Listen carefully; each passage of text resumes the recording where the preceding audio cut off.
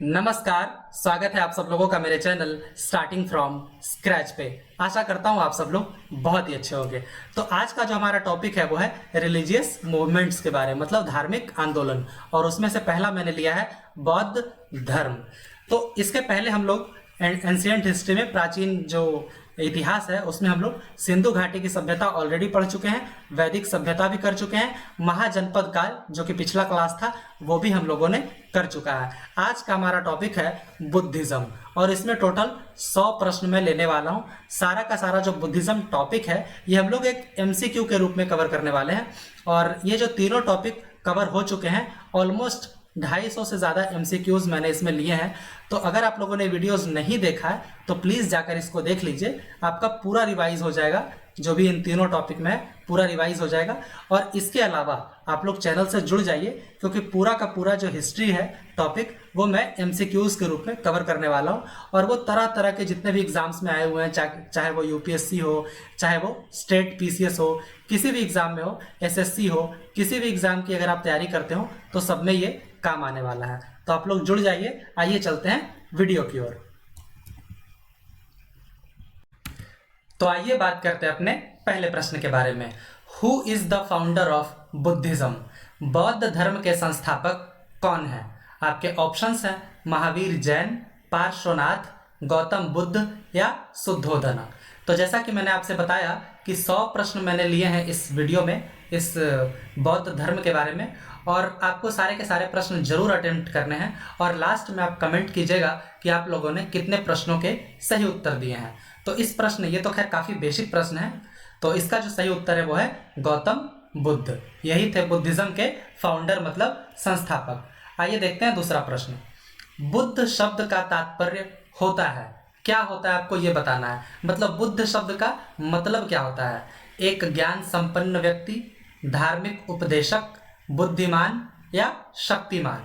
तो बुद्ध शब्द का मतलब होता है एक ज्ञान संपन्न व्यक्ति, मतलब द इनलाइटेंड वन, मतलब जिसको ज्ञान की प्राप्ति हो चुकी है उसे बुद्ध कहा जा सकता है।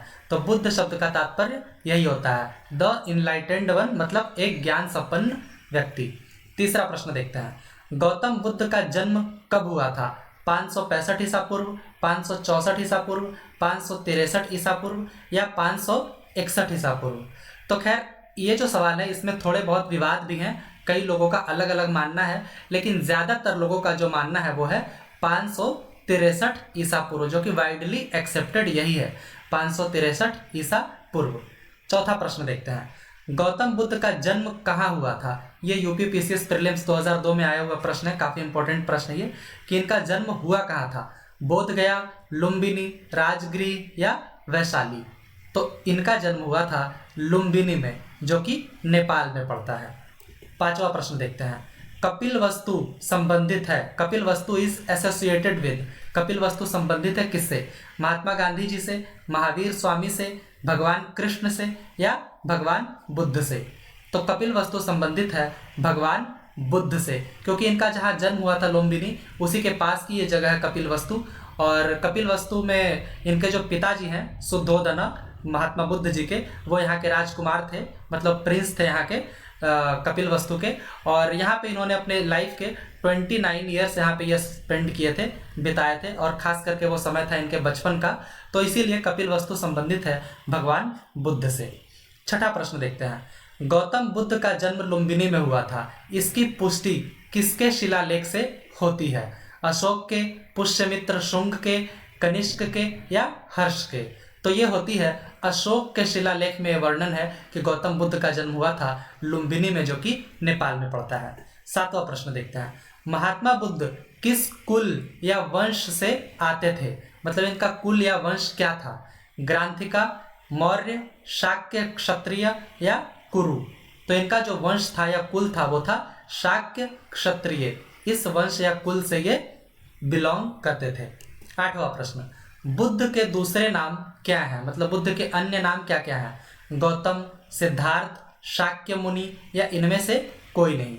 तो गौतम भी इनका नाम था, सिद्धार्थ इनके बचपन का नाम था, शाक्य मुनि भी इनका नाम था क्योंकि ये इसी क्लैन से, इसी वंश से ये बिलोंग करते थे, तो ये भी इनका नाम था। तो इसका ऑप्शन हो जाएगा डी ऑल ऑफ दीज। यहाँ पे माफ कीजिएगा, इनमें से कोई नहीं की जगह होगा इनमें से सभी, मतलब ऑल ऑफ दीज। तो यहाँ पे ये तीनों ही ऑप्शन इनका सही है, तो ऑप्शन डी इसका करेक्ट हो जाएगा, ऑल ऑफ दीज मतलब इनमें से सभी। 9वां प्रश्न देखते हैं, गौतम बुद्ध के पिताजी का क्या नाम था? राहुल, शुद्धोधना, सिद्धार्थ या सुदामा? तो इसका आंसर मैं पहले ही आपको बता चुका हूं, ऑप्शन बी इसका करेक्ट हो जाएगा, शुद्धोधना इनके पिताजी का नाम था। तो 9वां का आंसर हो जाएगा ऑप्शन बी। 10वां देखते हैं, गौतम बुद्ध के माताजी का क्या नाम था?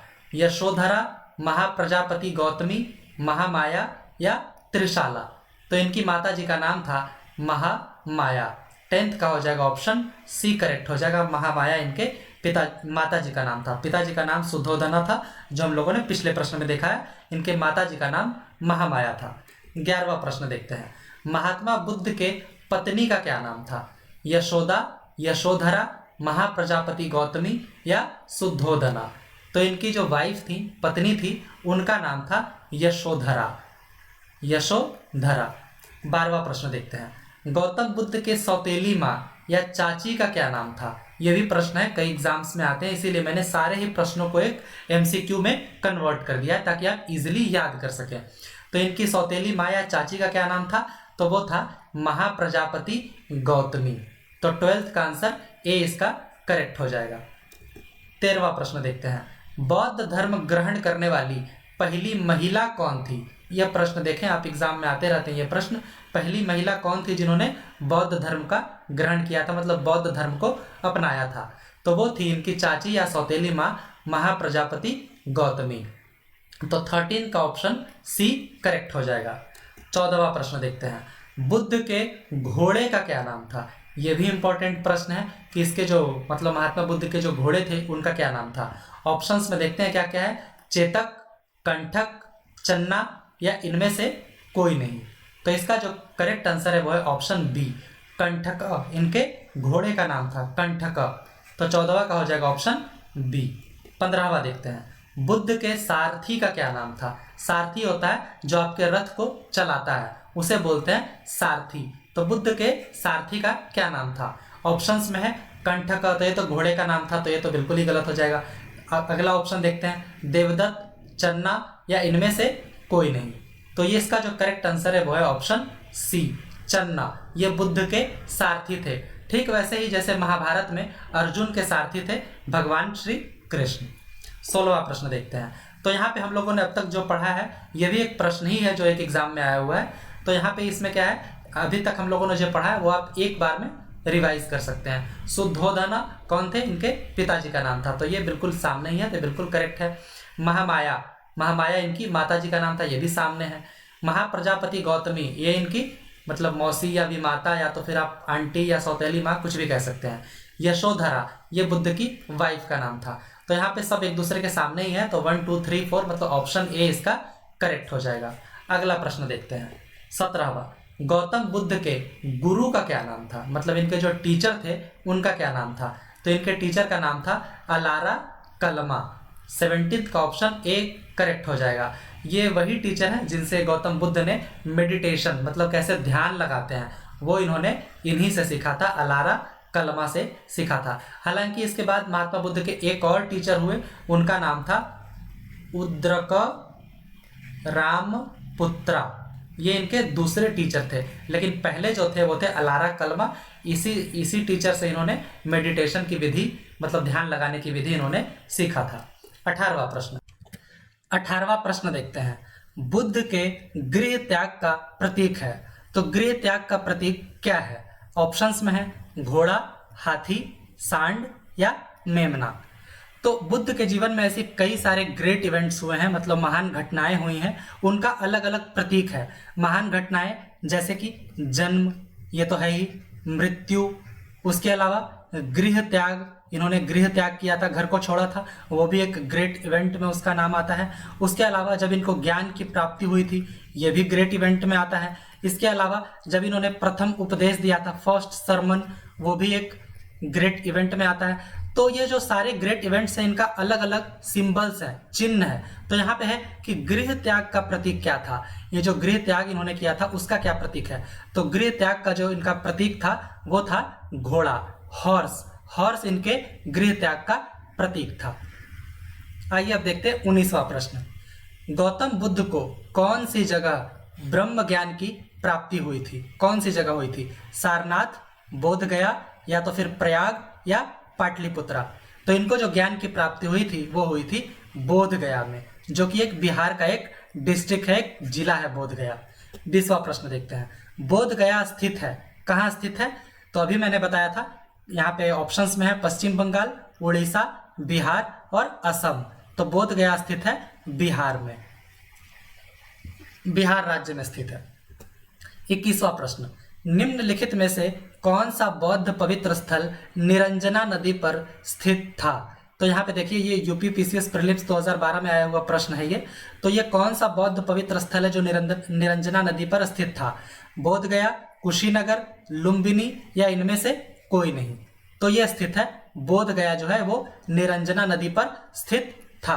तो आज का जो इसका नाम है निरंजना नदी का, वो है फल्गु नदी। इसी को कहते हैं फल्गु नदी के नाम से आज ये जाना जाता है। 22वां प्रश्न देखते हैं।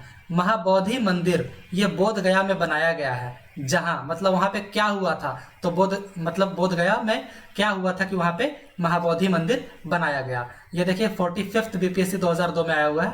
तो वहां पे क्या हुआ था? गौतम बुद्ध का जन्म हुआ था, बिल्कुल गलत। ये तो लुम्बिनी नेपाल में हुआ था ये, तो ये ऑप्शन तो बिल्कुल गलत है। गौतम बुद्ध को ज्ञान की प्राप्ति हुई थी, ये बिल्कुल सही है। यहीं पे ही बोध गया में ही इनको ज्ञान की प्राप्ति हुई थी, इसीलिए यहाँ पे महाबोधि मंदिर बनाया गया। पहला उपदेश इन्होंने सारनाथ में दिया था, तो ये भी ऑप्शन गलत है। और गौतम बुद्ध की मृत्यु हुई थी तो ये तो कुशीनगर में हुई थी, तो ये भी ऑप्शन गलत है। तो ऑप्शन बी यहाँ पे करेक्ट है कि गौतम बुद्ध को वहां पे ज्ञान की प्राप्ति हुई थी, इसीलिए यहाँ पे महाबोधि मंदिर बनाया गया था। 23वां प्रश्न देखते हैं। भगवान बुद्ध ने अपना प्रथम उपदेश, फर्स्ट सरमन जो था, जिसे धर्म चक्र प्रवर्तन भी कहते हैं, अलग अलग इवेंट्स का अलग अलग नाम भी दिया गया है। तो ये जो प्रथम उपदेश था इसका नाम दिया गया था धर्म चक्र प्रवर्तन।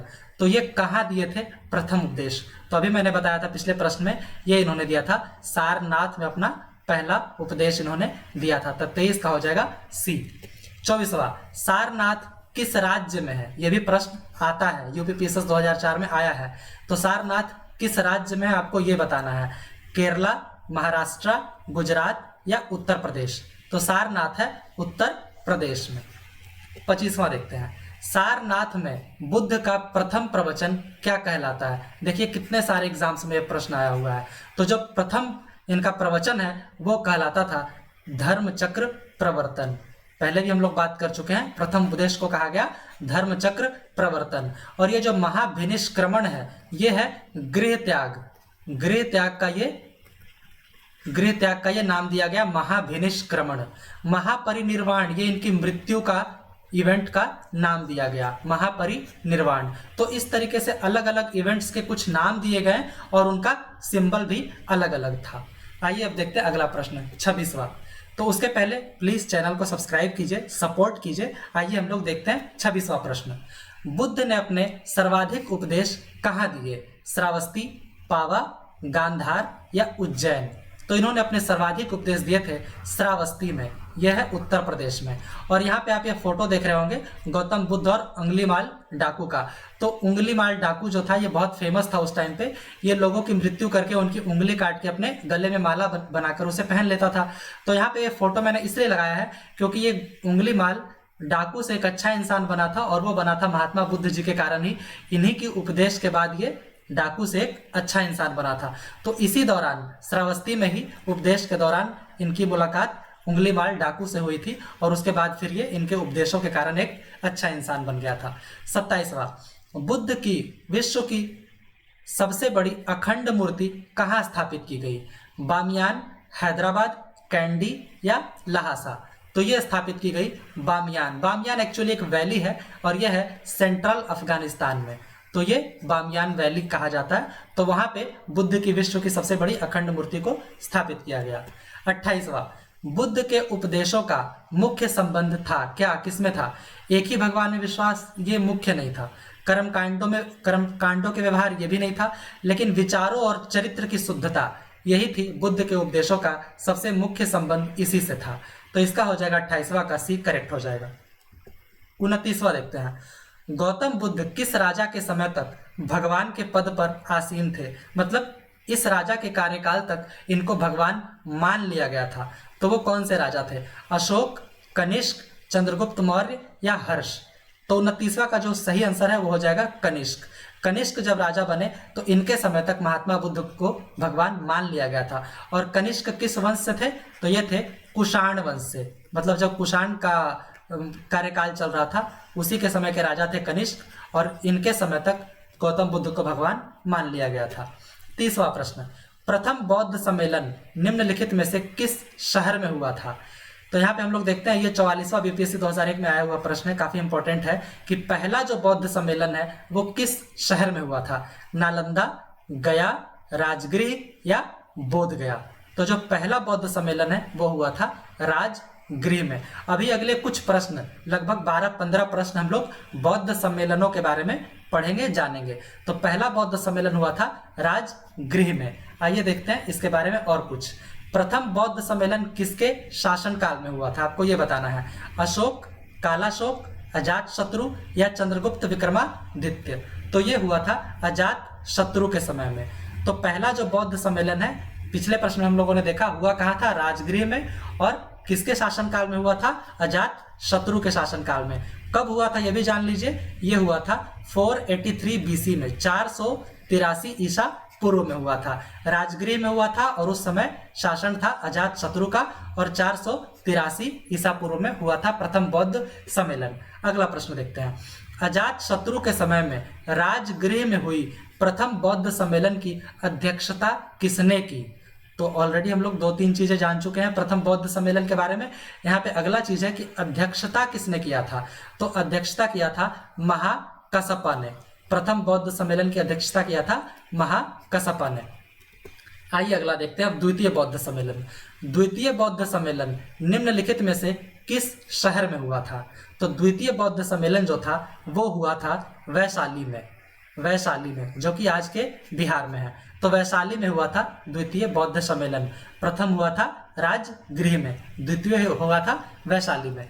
अगला प्रश्न देखते हैं, द्वितीय बौद्ध सम्मेलन किसके शासन काल में हुआ था? तो ये हुआ था काला शोक के शासन काल में, द्वितीय बौद्ध सम्मेलन। और ये किस वंश से था? ये था शिशुनाग वंश से। शिशुनाग डायनेस्टी, शिशुनाग वंश से इसका संबंध था काला शोक का। द्वितीय बौद्ध सम्मेलन किसके शासनकाल में हुआ था? काला शोक के शासनकाल में। 35वां प्रश्न देखते हैं, काला शोक के समय में वैशाली में हुई द्वितीय बौद्ध सम्मेलन की अध्यक्षता किसने की थी? तो द्वितीय बौद्ध सम्मेलन वैशाली में हुआ था और काला शोक के समय में हुआ था। उस समय राजा था, लेकिन उसकी अध्यक्षता किसने की थी? तो उसकी अध्यक्षता किए थे सबा कमी। सबा कमी। तो 35वां का हो जाएगा बी। सारे एक एक नॉलेज आपको हर क्वेश्चन के थ्रू मिल रहा है, तो जरूर ध्यान दीजिएगा, सारे ही प्रश्न इंपॉर्टेंट है। 36वां, अब आ जाते हैं तृतीय बौद्ध सम्मेलन। तृतीय बौद्ध सम्मेलन निम्नलिखित में से किस शहर में हुआ था? पाटलिपुत्रा, वैशाली, राजगृह या कुंडलवन काश्मीर? काश्मीर में ही जगह है कुंडलवन। तो आपको बताना है तृतीय बौद्ध सम्मेलन कहाँ हुआ था। तो तृतीय बौद्ध सम्मेलन हुआ था पाटलिपुत्र में। तो अक्सर यही प्रश्न सबसे ज्यादा आता है कि तृतीय बौद्ध सम्मेलन कहाँ हुआ था? तो यह हुआ था पाटलिपुत्र में। 37वां प्रश्न देखते हैं, तृतीय बौद्ध सम्मेलन किसके शासनकाल में हुआ था? तो यह हुआ था अशोक के समय में, जब अशोक राजा थे उस समय हुआ था तृतीय बौद्ध सम्मेलन। 38वां प्रश्न देखते हैं, अशोक के समय पाटलिपुत्र में हुई तृतीय बौद्ध सम्मेलन की अध्यक्षता किसने की थी? तो इसकी अध्यक्षता किए थे मोगालीपुत्ता तिस्सा ने। मोगालीपुत्ता तिस्सा ने किया था तृतीय बौद्ध सम्मेलन का अध्यक्षता। आइए अगला देखते हैं चतुर्थ बौद्ध सम्मेलन। चतुर्थ बौद्ध सम्मेलन निम्नलिखित में से किस शहर में हुआ था? पाटलिपुत्र, वैशाली, राजगृह या कुंडलवन काश्मीर? तो ये जो चतुर्थ बौद्ध सम्मेलन है ये हुआ था काश्मीर में, कुंडलवन काश्मीर में हुआ था चतुर्थ बौद्ध सम्मेलन। 40वां प्रश्न देखते हैं, चतुर्थ बौद्ध सम्मेलन किसके शासनकाल में हुआ था?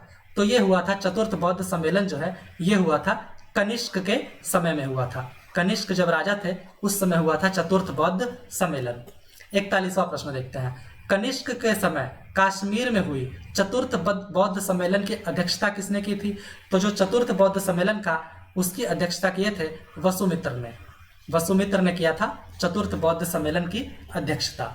अब आइए और भी कुछ जान लेते हैं चारों बौद्ध सम्मेलनों के बारे में, जो हम लोग ऑलरेडी जान चुके हैं, उसी को अलग अलग तरीके से क्वेश्चन में बनाया गया है। जैसे कि राजगृह, वैशाली और पाटलिपुत्र में निम्नलिखित में कौन सी एक समानता है? तो आप समझ सकते हैं ये राजगृह में पहला हुआ था, वैशाली में दूसरा हुआ था, पाटलिपुत्र में तीसरा बौद्ध सम्मेलन हुआ था। तो इसका मतलब है साफ बताया जा रहा है कि यहाँ पे आप ऑप्शन में देख लीजिए सी, ये वे स्थान है जहां बौद्ध संगीति हुई थी। राजगृह में पहला, वैशाली में दूसरा और पाटलिपुत्र में तीसरा। तो यहाँ पे 42वां का आंसर सी हो जाएगा। ये एनडीए 2015 में ये प्रश्न आया, मतलब इस टाइप से भी प्रश्न आते हैं। 43वां देखते हैं, बौद्ध संगीतियों के 4 आयोजकों का सही क्रम क्या है? मतलब चारों बार जब बौद्ध सम्मेलन हुआ था तब कौन कौन राजा थे, उनको आपको सही क्रम में सजाना है। कालाशोक, अजातशत्रु, अशोक और कनिष्क। तो ये गलत है, ये सही क्रम में नहीं सजा हुआ है, तो यहाँ पे ये गलत हो जाएगा। कनिष्क, अशोक, कालाशोक और अजातशत्रु ये भी बिल्कुल गलत है। तो हमारे पास जो करेक्ट आंसर है वो ऑप्शन डी। अगर आप देखेंगे सबसे पहले अजातशत्रु जो पहला हुआ था उस समय थे, अजातशत्रु जब राजगृह में हुआ था, कालाशोक दूसरा जब वैशाली में हुआ था, अशोक जब तीसरा हुआ था जब पाटलिपुत्रा में हुआ था, और कनिष्क आखिरी वाला जब कुंडलवन कश्मीर में हुआ था तब कनिष्क थे। तो ये एक सही क्रम में सजा हुआ है, तो ऑप्शन यहाँ पे डी हो जाएगा 43वां का।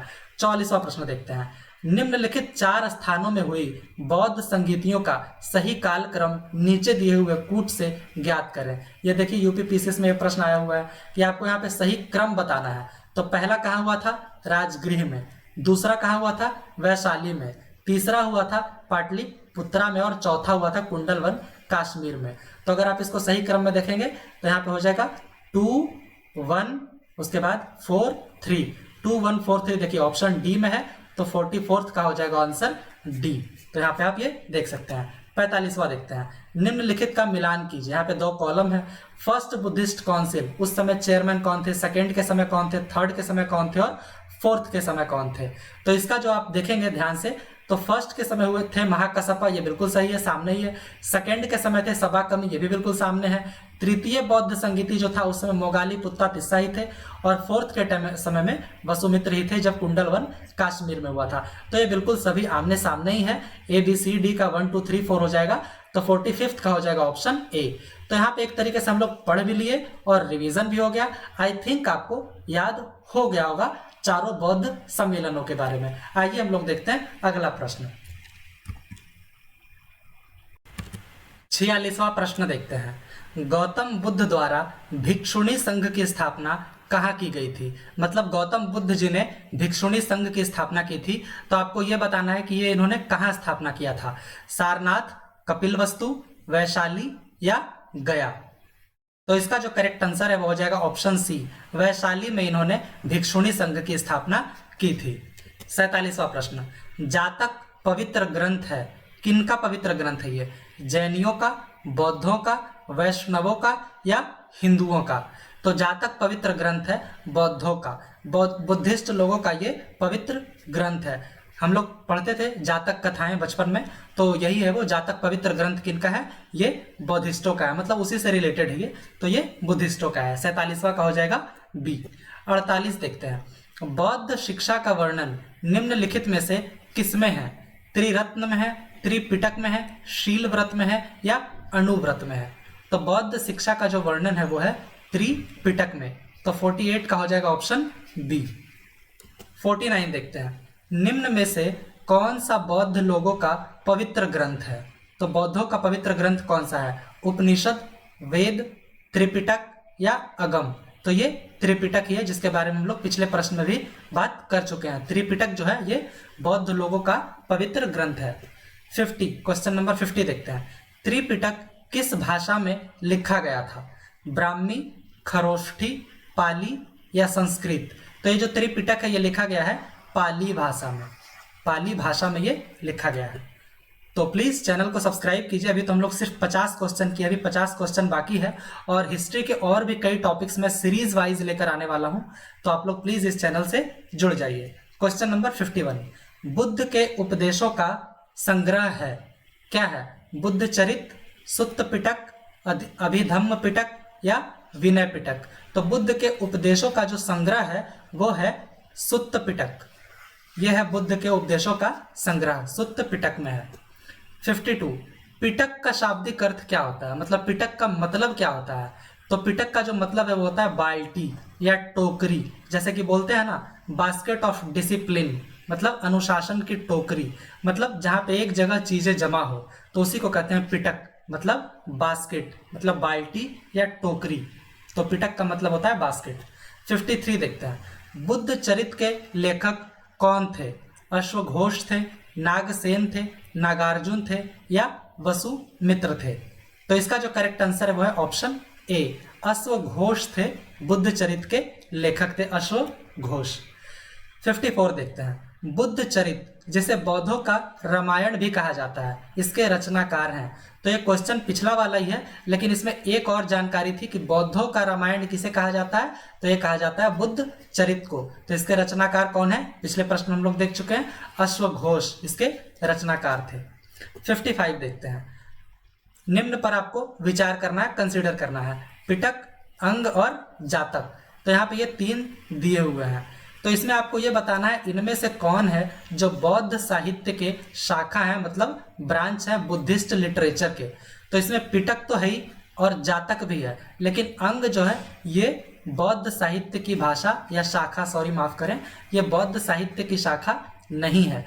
तो 1 और 3, तो ये ऑप्शन नंबर ए में है, 1 और 3, तो ऑप्शन नंबर ए इसका करेक्ट हो जाएगा। 56 देखते हैं, lord Buddha preached the following 4 noble truths, मतलब जो 4 महान सत्य हैं ये भगवान बुद्ध ने दिए थे।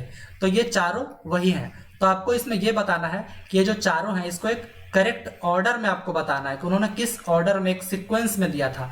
तो आपको ये जो चारों हैं इसको एक सीक्वेंस में बनाना है। तो पहला देखते हैं, दुख अर्थात संसार दुखमय है, life is full of sorrow, यहाँ पे इज कर लीजिएगा, life is full of sorrow. तो ये तो बिल्कुल सबसे पहला यही था, सबसे पहला था। This sorrow can be stopped, ये पहला नहीं था, सॉरी ये तो पहला था, ये दूसरा नहीं था। दूसरा ये था दुख समुदय अर्थात दुखों का कारण भी है, ये था दूसरा। तीसरा जो था दुख निरोध अर्थात दुखों का अंत संभव है, ये था तीसरा। अब चौथा ऑब्वियसली एक ही बचा है, दुख निरोध मार्ग, मतलब दुख को हटाने का मार्ग क्या है, अर्थात दुखों के अंत का एक मार्ग है, तो ये था चौथा। तो इस तरीके से ये क्रमवश ऐसे है। तो यहाँ पे आप देख सकते हैं 1, 4 एंड देन 2 और 3, तो ऑप्शन नंबर 1 में है 1, 4, 2, 3, तो ये इसका करेक्ट सीक्वेंस है। तो आप इसको एक बार मिला लीजिएगा और इसे नोट कर लीजिएगा, ये एग्जाम में प्रश्न आते हैं। 57 देखते हैं, बौद्ध धर्म में तीसरा वाहन किस नाम से जाना जाता है। तो 3 वाहन थे, एक तो थे हीनयान और दूसरा था महायान और तीसरा जो था वो ये था वज्रयान। तो यहाँ पे हीनयान दिया हुआ है, ये फर्स्ट था, महायान ये सेकंड था और तीसरा जो था वो था वज्रयान। तो 57 का हो जाएगा सी। आइए 58 देखते हैं, कंसीडर द फॉलोइंग स्टेटमेंट्स, निम्न कथनों पर विचार करें। हीनयान संप्रदाय मूर्ति पूजा को नहीं मानते थे, ये बिल्कुल सही है। हीनयान संप्रदाय ने पाली भाषा को महत्व दिया, ये भी बिल्कुल सही है। भारत के दक्षिणी हिस्से में ज्यादा प्रचलित होने के कारण हीनयान संप्रदाय को दक्षिणी बौद्ध धर्म भी कहा गया, ये भी बिल्कुल सही है। तो यहाँ पे ऑप्शन डी करेक्ट हो जाएगा, 1, 2 एंड 3 तीनों ही स्टेटमेंट्स सही हैं। 59 देखते हैं, महायान ने मूर्ति पूजा को माना, ये बिलीव्ड इन आइडल वर्शिप, ये बिल्कुल सही है। हीनयान नहीं मानते थे लेकिन महायान के लोग मूर्ति पूजा को मानते थे। महायान संप्रदाय ने संस्कृत भाषा को महत्व दिया, हीनयान ने पाली भाषा को दिया था, हम लोग पिछले में देख चुके हैं, पाली भाषा को महत्व दिया था हीनयान ने, लेकिन महायान ने संस्कृत भाषा को महत्व दिया, यह भी स्टेटमेंट बिल्कुल सही है। भारत के उत्तरी हिस्से में ज्यादा प्रचलित होने के कारण महायान संप्रदाय को उत्तरी बौद्ध धर्म भी कहा गया। उत्तरी हिस्से जैसे कि चाइना या तो फिर कोरिया, ये इन मतलब देशों में ये संप्रदाय ज्यादा फेमस हुआ, इसीलिए उत्तरी बौद्ध धर्म भी इसको कहा गया। तो यहाँ पे तीनों ही स्टेटमेंट सही है, तो ऑप्शन डी इसमें करेक्ट हो जाएगा। 60 देखते हैं, वैभाषिका और सौतांत्रिका ये बुद्ध धर्म के किस संप्रदाय के उपखंड है। तो हम लोग देख चुके हैं बौद्ध धर्म में हीनयान, महायान, वज्रयान ये सब सभी थे। तो ये जो वैभाषिका है और सौतांत्रिका है ये बुद्ध धर्म के किस संप्रदाय के उपखंड है, तो ये हीनयान संप्रदाय के उपखंड है, मतलब अलग सब सेक्ट हैं, सेक्ट के भी सब सेक्ट हैं, तो ये हीनयान के हैं।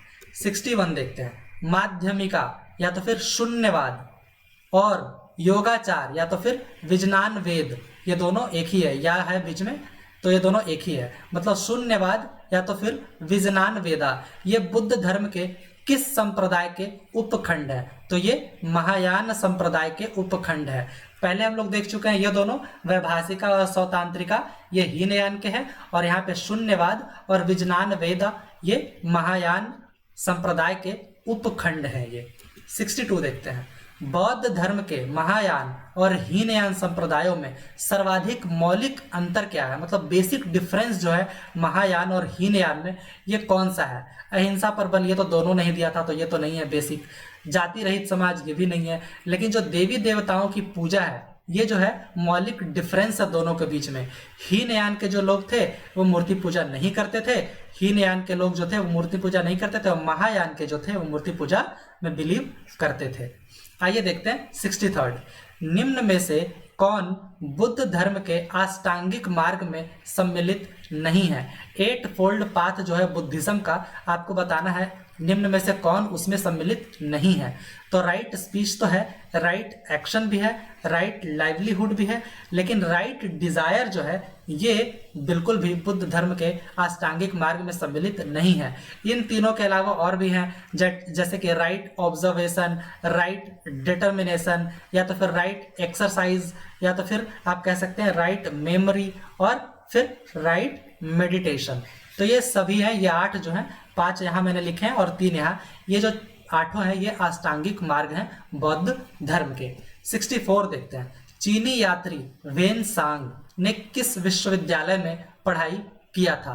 तक्षशिला, विक्रमशिला, मगध या नालंदा? तो इन्होंने पढ़ाई किया था नालंदा में, नालंदा जो कि बिहार में है, इन्होंने यहाँ पढ़ाई किया था। अब अगर आपसे पूछ लिया जाए कि वेन सांग जो था वो भारत किसके कार्यकाल में आया था, तो ये तब आया था जब हर्षवर्धन राजा थे, उस समय ये आया था वेन सांग। 65 देखते हैं, नालंदा विश्वविद्यालय भारत के किस राज्य में स्थित है? तो अभी हम लोग बात कर चुके हैं, ये भारत के बिहार राज्य में ये स्थित है नालंदा विश्वविद्यालय। 66 देखते हैं, अशोकराम मठ ये कहाँ स्थित है? तो अशोकराम मठ जो है वो पाटलिपुत्रा में स्थित है, पाटलिपुत्रा। 67वां प्रश्न देखते हैं, महान धार्मिक घटना महामस्तकाभिषेक निम्नलिखित में से किससे संबंधित है और किसके लिए की जाती है? ये देखिए यूपीएससी 2009 में ये प्रश्न आया हुआ है, तो ये की जाती है बाहुबली से संबंधित है और उसके लिए की जाती है। तो ऑप्शन ए इसका करेक्ट हो जाएगा, बुद्धिज्म में ये होता है और ये बाहुबली के लिए की जाती है। 68, बुद्ध धर्म में पति मोक्ष का क्या मतलब था? सीडीएस 2009 में ये प्रश्न आया हुआ है, पति मोक्ष का क्या मतलब था बुद्ध धर्म में? तो पति मोक्ष का मतलब था, इसमें नियम होते थे संघ के, द रूल्स ऑफ द संघ, संघ के जो नियम होते थे उन्हीं को पति मोक्ष कहा जाता था। तो ये बुद्ध धर्म में संघ के ये नियम थे। 69, सर्वप्रथम शून्यता का सिद्धांत, मतलब जिसको शून्यवाद कहते हैं, इसको प्रतिपादित करने वाले बौद्ध दार्शनिक कौन थे? शून्यता का जो सिद्धांत है उसको प्रतिपादित करने वाले बौद्ध दार्शनिक कौन थे, आपको ये बताना है।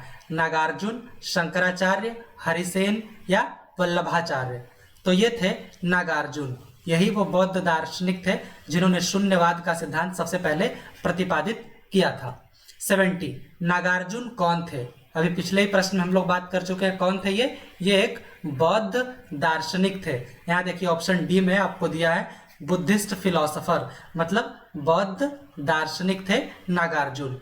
71 देखते हैं, साहित्यिक रचना के संदर्भ में दिग्घा निकाय क्या है? एनडीए 2002 में प्रश्न आया हुआ है कि साहित्यिक रचना के संदर्भ में दिग्घा निकाय क्या है? An important Buddhist text in Pali, तो ये क्या मतलब कोई एक बुद्धिस्ट टेक्स्ट है पाली लैंग्वेज में? तो ये बिल्कुल सही है, ऑप्शन ए ही यहाँ पे सही है, एक बुद्धिस्ट टेक्स्ट है जो कि काफी इंपॉर्टेंट है और ये पाली लैंग्वेज में है, उसी को कहते हैं दिग्घा निकाय। 72 देखते हैं, निम्न में से कौन गौतम बुद्ध का समकालीन था, मतलब कंटेम्प्रोरी, मतलब जिस समय गौतम बुद्ध थे उसी समय में ये भी थे, तो वो कौन थे? भद्रबाहु, चंद्रगुप्त मौर्य, पार्श्वनाथ या वर्धमान महावीर।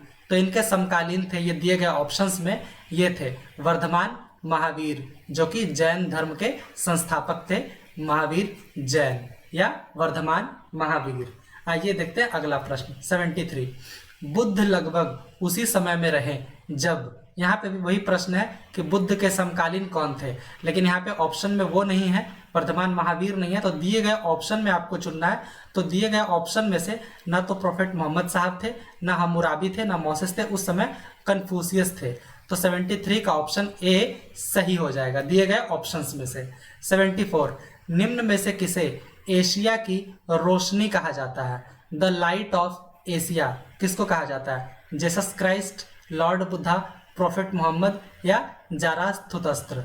तो यहाँ पे दिए गए ऑप्शंस में से लॉर्ड बुद्धा जो है उन्हीं को कहा जाता है लाइट ऑफ एशिया, एशिया की रोशनी। 75, किस राज्य को बौद्ध धर्म का पालना कहा गया, मतलब क्रेडल ऑफ बुद्धिज्म? तो ये प्रश्न थोड़ा सा इसमें विवाद है, कहीं पे आपको बिहार देखने को मिलेगा, कहीं पे उत्तर प्रदेश देखने को मिलेगा, लेकिन ओरिजिनली ज़्यादा अगर आप सर्च करेंगे इसके बारे में तो ज़्यादा आंसर आपको बिहार ही देखने को मिलेगा। और उसकी एक सबसे बड़ी वजह जो है वो बोध गया में जो इनको ज्ञान की प्राप्ति हुई, कहीं ना कहीं वो एक बहुत बड़ी वजह है, तो बिहार को बौद्ध धर्म का पालना कहा गया। 76, उसके पहले हम लोग प्लीज़ आपसे एक बार फिर से रिक्वेस्ट है, अगर आप यहाँ तक आए हैं, आपको अच्छा लगा वीडियो, तो प्लीज़ चैनल को जरूर सब्सक्राइब कीजिए। आइए देखते हैं 76।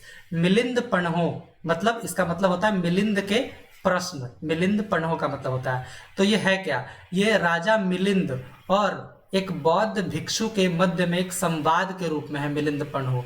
तो आपको बताना है कि वो किस बौद्ध भिक्षु के बीच का संवाद है। एक तो राजा मिलिंद है, दूसरे बौद्ध भिक्षु कौन है? नागसेन, नागार्जुन, नागभट्ट या कुमारिल भट्ट।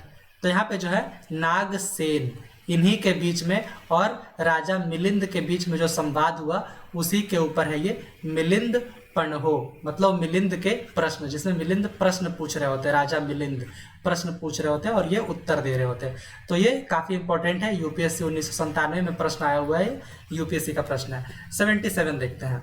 बौद्ध धर्म ने समाज के निम्न वर्गों पर महत्वपूर्ण प्रभाव डाला, तो मतलब समाज के किन वर्गों पे महत्वपूर्ण प्रभाव डाला आपको ये बताना है। व्यापारी और पुजारी, साहूकार और गुलाम, योद्धा और व्यवसायी, या तो फिर महिला और शूद्र। तो बौद्ध धर्म ने महिलाओं और शूद्रों पे सबसे ज़्यादा प्रभाव डाला, निम्न वर्गों पे, यही वो निम्न वर्ग है, विमेन और शूद्राज। निम्न मतलब दिए गए में से, तो इसमें से विमेन और शूद्रों पे सबसे ज़्यादा प्रभाव डाला। 78, सांची किसकी कला या मूर्ति कला का निरूपण करता है? विच art and sculpture does Sanchi represent? Which art and sculpture, तो यहाँ पे दिए गए में से अगर देखा जाए तो ये बुद्धिज्म को रिप्रेजेंट करता है, जो सांची का कला या मूर्ति कला है वो बुद्धिज्म को रिप्रेजेंट करता है। 79, वह बौद्ध स्तूप जो भगवान बुद्ध के जिंदगी के किसी घटना से संबंधित नहीं है, मतलब किसी भगवान बुद्ध की घटनाओं में जितनी भी मतलब घटनाएं हुई उनकी जिंदगी में, वो किसी घटना से संबंधित नहीं है वो बौद्ध स्तूप, वो कौन सा है? सारनाथ, सांची, बोध गया या कुशीनगर? तो ये है सांची का स्तूप, ये महात्मा बुद्ध की जिंदगी के किसी घटना से संबंधित नहीं है। 80 देखते हैं। वर्धमान महावीर की माता लिच्छवी के नरेश चेटक की पुत्री थी, बिल्कुल गलत है, ये पुत्री नहीं बहन थी, तो ऑप्शन ए मतलब स्टेटमेंट ए ही गलत है। स्टेटमेंट 2, गौतम बुद्ध की माता कोलीय राजवंश की राजकुमारी थी, ये बिल्कुल सही है।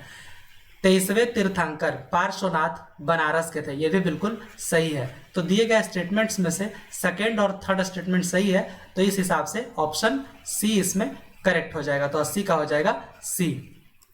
81 देखते हैं। प्राचीन भारत के बौद्ध मठों में पवरन नामक समारोह आयोजित किया जाता था, तो यह समारोह किस लिए था? संघ परिनायक और धम्म व विनय विषयों पर एक एक वक्ता को चुनने का अवसर होता था, ये बिल्कुल गलत है, ऐसा कुछ नहीं था। वर्षा ऋतु के दौरान मठों में प्रवास के समय भिक्षुओं द्वारा किए गए अपराधों की स्वीकारोक्ति का अवसर होता था। ये बिल्कुल सही है, इसीलिए यह पवरन समारोह होता था। इसमें होता क्या है एक्चुअली, ये बुद्धिस्ट लोगों का एक छुट्टी का दिन होता है, हॉलीडे होता है, और ये मतलब एक वस्सा, एक मंथ होता है बुद्धिस्ट लोगों का वस्सा, उसका ये समाप्ति होता है। ये मंथ मतलब वर्षा ऋतु कह सकते हैं इसको, उसकी समाप्ति होती है। तो इस दिन ये लोग यहाँ पे जमा होते हैं, तो उसी समय में ये पवरन नामक समारोह मनाया जाता है, जिसमें ये लोग अपने अपराधों को स्वीकार करते हैं और माफ़ी मांगते हैं कि मतलब मठों में प्रवास के दौरान इनसे जो भी गलती हुई उसको लेकर। तो ऑप्शन बी इसमें करेक्ट हो जाएगा, पवरन। 82 देखते हैं। कंसिडर द फॉलोइंग प्लेसेस, मतलब 4 जगहों के नाम दिए गए हैं, तो आपको इसमें जो बुद्ध की जिंदगी है उनके ऊपर ये चारों जगह दिए गए हैं, तो आपको एक क्रोनोलॉजिकल सीक्वेंस में इसको सजाना है। तो लुम्बिनी, यहाँ पे इनका बर्थ हुआ था, जन्म हुआ था लुम्बिनी में। बोध गया में इनको ज्ञान की प्राप्ति हुई थी। सारनाथ में इन्होंने प्रथम उपदेश दिया था। कुशीनगर में इनकी मृत्यु हुई थी। तो ये चारों ही लाइन्स हैं 1 2 3 4, तो 1 2 3 4 ऑप्शन ए करेक्ट हो जाएगा। 1 2 3 4 चारों जगह ऐसे ही इंपॉर्टेंट है। 83 देखते हैं। यहाँ पे 2 कॉलम है, लिस्ट 1 लिस्ट 2। तो फर्स्ट में क्या है, इवेंट्स रिलेटेड टू बुद्धा, मतलब बुद्ध की जिंदगी से जुड़ी हुई कुछ घटनाएं हैं, और ये प्लेसेस मतलब कहाँ पे हुए। तो बर्थ ऑफ बुद्धा ये हुआ था लुम्बिनी में, और फिर इनलाइटनमेंट ये हुआ था बोध गया में, ज्ञान की प्राप्ति। फर्स्ट सरमन ये था सारनाथ में, और डेथ ऑफ बुद्धा हुआ कुशीनगर में। तो 2143, तो 2143 ऑप्शन सी में, तो ऑप्शन सी इसमें करेक्ट हो जाएगा। राजगिरी, यहाँ पे एक एक्स्ट्रा ऑप्शन दे दिया गया, यहाँ पे हुआ था प्रथम बौद्ध सम्मेलन, तो ये किसी से मैच नहीं हुआ, तो इसको वैसे ही छोड़ देंगे। बाकी यहाँ पे देख लेते हैं 2143 ऑप्शन सी इसमें करेक्ट हो जाएगा। 84 देखते हैं, 84वां प्रश्न। यहाँ पे भी आपको कॉलम वाले प्रश्न हैं, तो एक तरफ है सिंबल्स और एक तरफ है मीनिंग्स, मतलब इन चिन्हों का क्या मतलब है। तो बोधि ट्री, तो मतलब बोधि वृक्ष, तो इसका मतलब है इनलाइटनमेंट, क्योंकि इनको जो ज्ञान की प्राप्ति हुई थी वो बोध गया में एक बोधि वृक्ष के नीचे ही हुई थी। धर्म चक्र प्रवर्तन, तो ये है पहला उपदेश जब इन्होंने दिया था सारनाथ में, उसी का नाम दिया गया धर्म चक्र प्रवर्तन। हॉर्स जो सिंबल था ये था रिडेंसिएशन का, मतलब गृह त्याग का, जिसको कहा गया महाभिनिष्क्रमण कहा गया उसको, और सिंबल था हॉर्स, मतलब गृह त्याग को। और लोटस जो था ये इनके बर्थ का सिंबल था। तो इस तरीके से 84 का अगर आप इसमें देखेंगे तो 3 2 4 1, तो यह हो जाएगा ऑप्शन ए 3 2 4 1। फर्स्ट का 3, सेकंड का 2 एंड थर्ड का 4 और फोर्थ का 1, 3 2 4 1। आगे देखते हैं 85 में यहाँ भी कॉलम वाले प्रश्न हैं। तो यहाँ पे आप देख सकते हैं कि जो नाम दिया गया है महाभिनिष्क्रमण, ये किसको कहा गया। तो ये कहा गया, कई बार इसके बारे में हम लोग बात कर चुके हैं, इंसिडेंट ऑफ होम रिनेंसिएशन, गृह त्याग की घटना को कहा गया महाभिनिष्क्रमण। आगे है संबोधि, मतलब बोधि वृक्ष के नीचे संबोधि, जहां पे इनको ज्ञान की प्राप्ति हुई थी। तो ये भी बिल्कुल इसके सामने ही है, पहले दोनों एक दूसरे के सामने ही है। धर्म चक्र प्रवर्तन, मतलब पहला उपदेश जो कि सारनाथ में दिया गया था, तो ये भी बिल्कुल सामने है।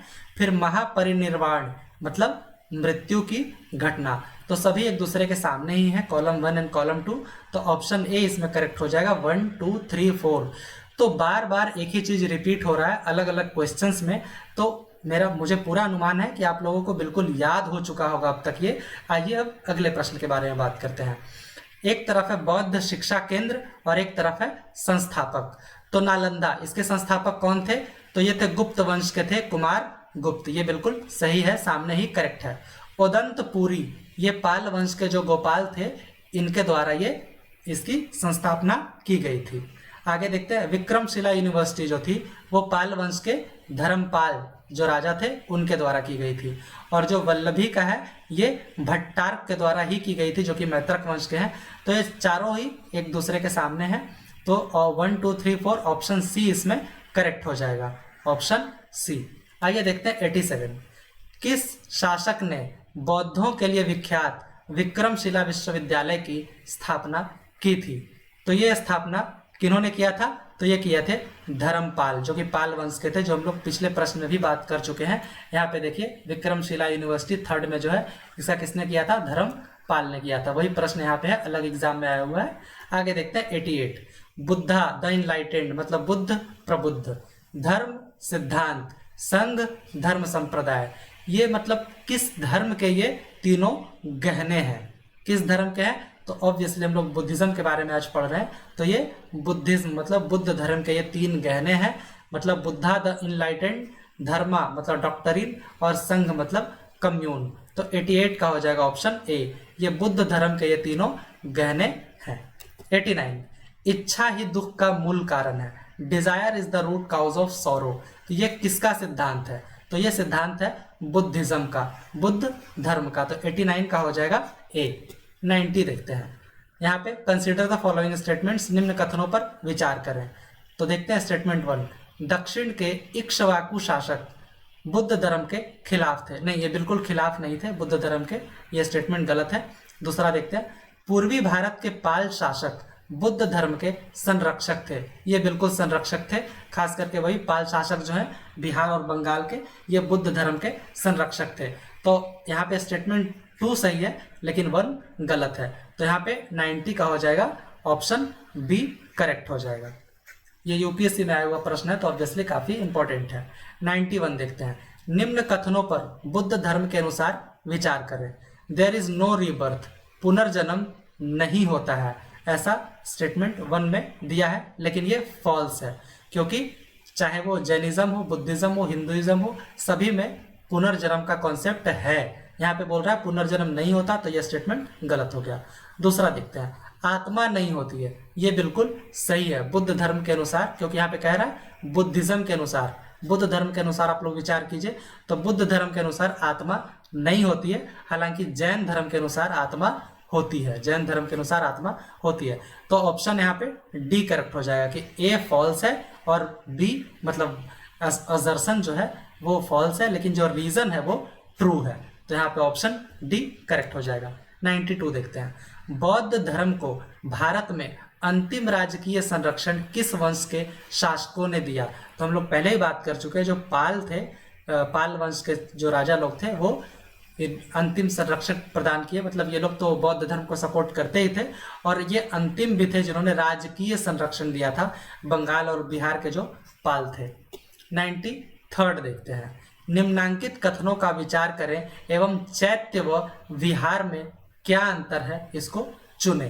तो यहाँ पे जो आपको अंतर बताना है, चैत्य पूजा स्थल होता है, जबकि विहार बौद्ध भिक्षुओं का निवास स्थान है। यही पहला ही बिल्कुल ही सही है कि मतलब चैत्य पूजा स्थल होता है, और जो विहार है वहाँ पे घूमने का स्थान होता है या रहने का स्थान होता है। आगे अगर स्टेटमेंट आप देखेंगे, विहार पूजा स्थल है, ये बिल्कुल गलत है, चैत्य पूजा स्थल होता है। विहार एवं चैत्य दोनों ही निवास स्थान के रूप में प्रयोग हो सकते हैं, बिल्कुल गलत है। दोनों में विशेषता कोई अंतर नहीं है, बिल्कुल गलत है। तो ऑप्शन ए ही यहाँ पे सही हो जाएगा कि चैत्य जो है वो पूजा स्थल होता है, और विहार जो है वो बौद्ध भिक्षुओं का निवास स्थान होता है। 94 देखते हैं, 94वां प्रश्न देखते हैं। 94, महात्मा बुद्ध की प्रतिमा कभी कभी एक हस्त मुद्रा युक्त दिखाई गई है, जिसे भूमि स्पर्श मुद्रा कहा जाता है, यह किसका प्रतीक है? यूपीएससी 2012 में यह प्रश्न आया हुआ। चूंकि यूपीएससी का प्रश्न है तो थोड़ा सा डिफिकल्ट तो हो जाता है। देखते हैं पहला ऑप्शन, मारा पर दृष्टि रखने एवं अपने ध्यान में विघ्न डालने से मारा को रोकने के लिए बुद्ध का धरती को आह्वान, ये बिल्कुल सही है। स्टेटमेंट 1 एकदम जो पहला दिया हुआ है ऑप्शन, ये बिल्कुल सही है। दूसरा देखते हैं, मारा के प्रलोभनों के बावजूद अपनी शुचिता और शुद्धता का साक्षी होने के लिए बुद्ध का धरती को आह्वान, ये भी बिल्कुल सही है। थर्ड देखते हैं, बुद्ध का अपने अनुयायियों को स्मरण कराना कि वे सभी धरती से उत्पन्न होते हैं और अंततः धरती में विलीन हो जाते हैं, अतः जीवन संक्रमणशील है। नहीं, ऐसा कुछ भी नहीं है। ये भूमि स्पर्श मुद्रा का मतलब ये बिल्कुल भी नहीं है। तो इस तरीके से अगर देखा जाए इस संदर्भ में, जो दोनों ही स्टेटमेंट है, स्टेटमेंट 1 और 2, ये दोनों ही सही हैं। तो यहाँ पे ऑप्शन डी करेक्ट हो जाएगा कि ए में जो बोला गया है वो भी सही है और बी वाला भी बिल्कुल सही है। 95 देखते हैं, महात्मा बुद्ध या गौतम बुद्ध, इनकी मृत्यु कहाँ हुई? तो कई बार मैं बता चुका हूँ, इनकी मृत्यु हुई थी कुशीनगर, जो कि उत्तर प्रदेश में है। सारनाथ में इनका फर्स्ट उपदेश हुआ था, बोध गया में इनको ज्ञान की प्राप्ति हुई थी, और लुम्बिनी में इनका जन्म हुआ था। 96 देखते हैं, consider the following statements and select the correct answer from the quotes given below. तो आपको दो स्टेटमेंट्स दिए गए हैं, आपको बताना है कि इसमें से कौन सा सही है और कौन किसको जस्टिफाई करता है या एक्सप्लेन करता है। तो असर्शन में क्या है, Kushinagar was the capital of Malla republic. Kushinagar Malla गणराज्य की राजधानी थी, ये बिल्कुल सही है। दूसरा देखते हैं, महात्मा बुद्ध का महापरिनिर्वाण मतलब मृत्यु कुशीनगर में हुआ था, यह भी बिल्कुल सही है, कई बार बात कर चुके हैं। लेकिन दोनों ही स्टेटमेंट सही है, लेकिन स्टेटमेंट यहाँ पे जो आर है मतलब जो रीजन है वो असर्शन का सही एक्सप्लेनेशन बिल्कुल भी नहीं है, एक्चुअली एक्सप्लेन कर ही नहीं रहा है। दो स्टेटमेंट है और दोनों ही सही है, तो यहाँ पे ऑप्शन बी करेक्ट हो जाएगा कि both A and R true but R is not the correct explanation of A. तो यहाँ पे बी, यहाँ पे जो ऑप्शन है वो सही हो जाएगा। 97 देखते हैं, बुद्ध के जीवन की 4 महत्वपूर्ण घटनाएं और उनसे संबंधित 4 स्थानों का नीचे उल्लेख है। यह 2 स्तंभों में अंकित है, आपको इनका सुमेल करना है। चूंकि ये भी एक अलग अलग एग्जाम्स में आए हुए, इसीलिए मैंने इसको भी ले लिया है, हालांकि कई बार इसके बारे में बात कर चुके हैं। तो बर्थ कहाँ हुआ था, तो लुम्बिनी में हुआ था। इनलाइटनमेंट ज्ञान की प्राप्ति बोध गया में। फर्स्ट सरमन सारनाथ में, और डेथ कहाँ हुआ था, कुशीनगर में। तो देखा जाए तो सी और सी के बाद B, C B A D मतलब कि थर्ड 3 2 1 4, तो ऑप्शन ए में है, तो 97 का हो जाएगा ए, 3 2 1 4। 98 देखते हैं, बुद्ध ने किसके गणराज्य में महापरिनिर्वाण को प्राप्त किया। तो ऑब्वियसली इसके बारे में भी हम लोग बात कर चुके हैं, मल्ल के टाइम में इन्होंने इनकी मृत्यु हुई थी, मतलब महान निर्वाण को प्राप्त हुए थे। 99, जिंदगी का असली लक्ष्य निर्वाणा को प्राप्त करना है, यह किसका सिद्धांत है। तो यह सिद्धांत है बुद्धिज्म का, मतलब बौद्ध धर्म का। अब लास्ट क्वेश्चन हम लोग देखते हैं, why did Buddhism start declining in India. मतलब ये जो बौद्ध धर्म है ये इंडिया में मतलब डिक्लाइन करना क्यों स्टार्ट हुआ, मतलब घटना, इसके अनुयायियों की संख्या घटना क्यों स्टार्ट हुई। बुद्ध को विष्णु भगवान का अवतार माना जाने लगा, अतः यह वैष्णव संप्रदाय के अंतर्गत आने लगा। ये एक बहुत बड़ी वजह थी कि बुद्धिस्ट लोगों में कमी आने लगी, मतलब बहुत कम लोग ऐसे हुए उसके बाद जो बौद्ध धर्म को अपनाए, क्योंकि उनका मानना था कि ये विष्णु भगवान के अवतार थे, तो फिर बौद्ध धर्म अपनाने की क्या जरूरत है, तो वैष्णव संप्रदाय के अंतर्गत आ ही गया। दूसरा देखते हैं, मध्य एशिया से आने वाले आक्रमणकारी भी आखिरी गुप्त शासक तक के समय तक हिंदुत्व को अपना लिए थे और बौद्धों पर जुल्म किया। बौद्धों पर जुल्म किया ये बात तो सही है, लेकिन हिंदू धर्म को नहीं अपनाया थे, तो अतः यह स्टेटमेंट 2 गलत हो जाएगा। गुप्त वंश के राजा बुद्ध धर्म के सख्त खिलाफ थे, ये बिल्कुल गलत है, ऐसा कुछ नहीं, वो लोग सपोर्ट करते थे।